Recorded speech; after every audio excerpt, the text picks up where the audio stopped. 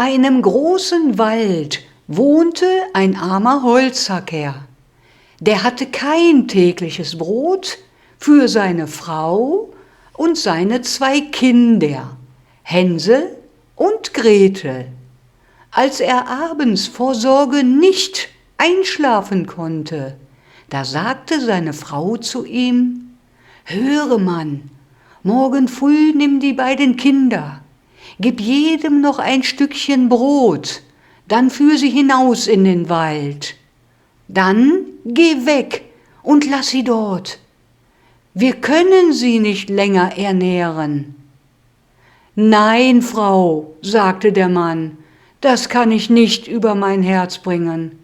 Meine eigenen lieben Kinder zu den wilden Tieren zu führen, die sie bald in dem Wald zerreißen würden.« »Wenn du das nicht tust«, sprach die Frau, »so müssen wir alle miteinander vor Hunger sterben.« Sie ließ ihm keine Ruhe, bis er Ja sagte.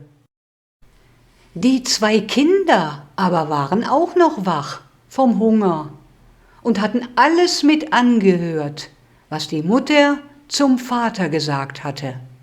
Sie fürchteten sich sehr. Hänsel aber schlich hinaus.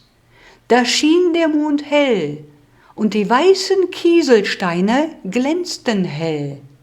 Hänsel sammelte so viele davon, wie in seine Taschen passten, und ging zurück ins Haus.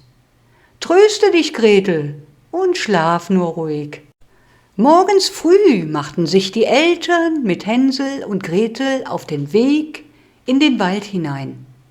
Als sie eine Weile gegangen waren, warf Hänsel heimlich immer wieder einen von den blanken Kieselsteinen aus seiner Tasche auf den Weg. Wie sie mitten in den Wald gekommen waren, sprach der Vater: »Nun, sammelt Holz, ihr Kinder, ich will ein Feuer anmachen, damit wir nicht frieren.« Dann sagte die Mutter: »Nun legt euch ans Feuer und schlaft. Wir wollen in dem Wald Holz fällen. Wartet, bis wir wiederkommen und euch abholen.« Hänsel und Gretel saßen an dem Feuer bis Mittag. Da aßen beide ihr Stücklein Brot. Und dann warteten sie weiter bis zum Abend. Aber Vater und Mutter blieben aus und niemand wollte kommen und sie abholen. Als es nun finstere Nacht wurde, fing Gretel an zu weinen. Hänsel aber sprach: »Warte nur, bis der Mond aufgegangen ist.« Und als der Mond aufgegangen war, nahm er seine Schwester an die Hand, und sie gingen den Kieselsteinen nach, die hell schimmerten und ihnen den Weg zeigten.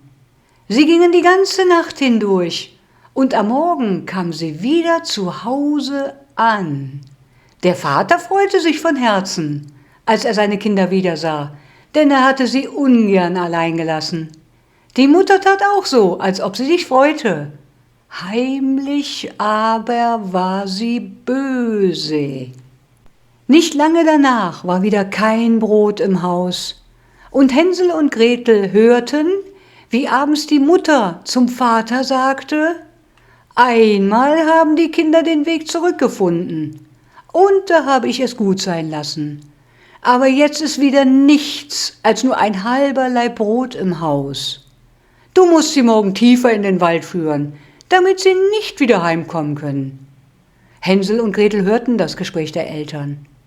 Hänsel stand auf und wollte wieder Kieselsteine auflesen. Wie er aber an die Tür kam, da hatte die Mutter sie zugeschlossen. Doch tröstete er Gretel und sprach: »Schlaf nur, liebe Gretel, der liebe Gott wird uns schon helfen.« Morgens früh erhielten sie ihr Stücklein Brot, das noch kleiner war als das Stück beim letzten Mal. Auf dem Weg zerbröckelte Hänsel all sein Brot in der Tasche und warf die Bröcklein nacheinander auf die Erde. Die Mutter führte sie noch tiefer in den Wald hinein, wo sie noch nie gewesen waren. Dort sollten sie wieder einschlafen bei einem großen Feuer, und abends wollten die Eltern kommen und sie abholen. aber niemand kam zu den armen Kindern. Hänsel tröstete die Gretel und sagte: »Warte, wenn der Mond aufgeht, dann sehe ich die Bröcklein Brot, die ich ausgestreut habe. Die zeigen uns den Weg nach Hause.« Der Mond ging auf.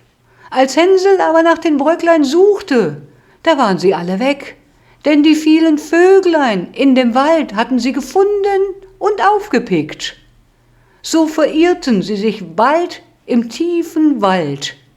Sie gingen Tag und Nacht, 3 Tage lang, aber sie kamen nicht aus dem Wald heraus und waren so hungrig, denn sie hatten nichts zu essen als ein paar kleine Beeren, die im Wald wuchsen.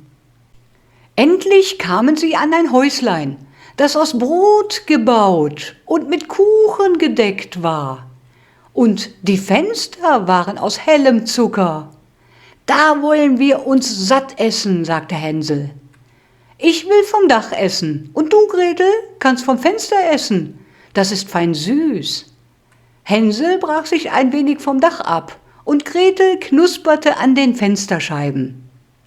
Da rief auf einmal eine feine Stimme aus dem Häuschen: »Knusper, knusper, Knäuschen, wer knuspert an meinem Häuschen?« Die Kinder antworteten: der Wind, das himmlische Kind«, und aßen weiter.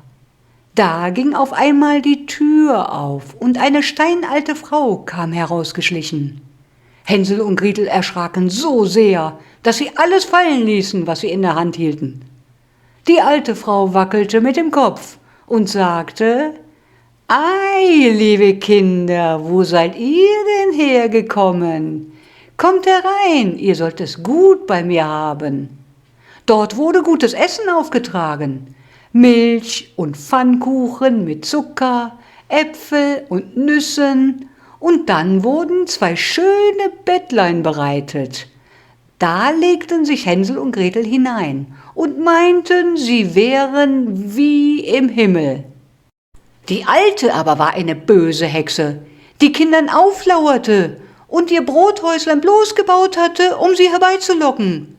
Wenn eins in ihre Gewalt kam, da machte sie es tot, kochte es und aß es, und das war ihr ein Festtag.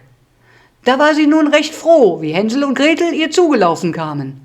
Früh, ehe sie noch erwacht waren, stand sie schon auf, ging an ihre Bettlein und dachte, das wird ein guter Bissen für dich sein. Sie packte Hänsel und steckte ihn in einen Stall. Und wie er aufwachte, war er von einem Gitter umschlossen. Das Gretel aber schüttelte sie und rief: »Steh auf, du Faulenzerin, hole Wasser und gehe in die Küche und koche gut zu essen für deinen Bruder. Der sitzt in einem Stall und soll fett werden. Und wenn er fett ist, dann will ich ihn essen.« Gretel erschrak und weinte, musste aber tun, was die böse Hexe verlangte. Nun wurde dem Hänsel das beste Essen gekocht, dass er fett werden sollte. Gretel aber bekam nichts als die Krebsschalen. Jeden Morgen kam die Alte und sagte: »Hänsel, streck deine Finger heraus, damit ich fühle, ob du bald fett bist.« Hänsel steckte ihr aber immer ein Knöchlein heraus. Und da die Alte schlechte Augen hatte, wunderte sie sich, dass er gar nicht zunehmen wollte. Nach 4 Wochen verlor die Alte die Geduld und rief zu Gretel: »Geh und trag Wasser herbei, dein Brüderchen mag nun fett genug sein oder nicht. Morgen will ich ihn schlachten und kochen.« Gretel fing an zu weinen und rief: »Lieber Gott, hilf uns doch!« Frühmorgens musste Gretel aufstehen, Feuer anmachen und den Kessel mit Wasser aufhängen. »Gib nun Acht, bis es kocht«, sagte die Hexe. »Ich will Feuer in den Backofen machen und das Brot hineinschieben.« Dann rief die Alte: »Gretel, komm gleich einmal hierher zu dem Backofen.« Wie Gretel kam, sagte sie: »Guck hinein, ob das Brot schon hübsch braun und gar ist. Meine Augen sind schwach, ich kann nicht so weit sehen. Und wenn du auch nicht kannst, so setz dich auf das Brett, so will ich dich hineinschieben. Da kannst du darin umhergehen und nachsehen. Wenn aber Gretel darin wäre, Da wollte sie die Ofentür zumachen und Gretel sollte in dem heißen Ofen backen und sie wollte es auch aufessen. Dies dachte sich die böse Hexe. Aber Gretel merkte, was die Alte im Sinn hatte und sagte, ich weiß nicht, wie ich es machen soll. Wie komme ich da hinein? Dumme Gans, sagte die Alte, die Öffnung ist groß genug. Siehst du, ich könnte selbst hinein. Krabbelte heran und steckte den Kopf in den Backofen. Da gab ihr Gretel einen Stoß, dass sie weit hineinfiel, machte die eiserne Tür zu und schob den Riegel davor. Da fing die Alte in dem heißen Backofen an zu schreien und zu jammern. Gretel aber lief davon. Und die böse Hexe musste elend verbrennen. Und Gretel lief zu Hänsel, machte ihm sein Türchen auf. Und Hänsel sprang heraus. Sie küssten sich einander und waren froh. Das ganze Häuschen war voll von Edelsteinen und Perlen. Davon füllten sie ihre Taschen, gingen fort und fanden den Weg nach Hause. Der Vater freute sich, als er sie sah. Er hatte keinen vergnügten Tag gehabt, seit seine Kinder fort waren. Nun war er ein reicher Mann. Die Mutter aber war gestorben.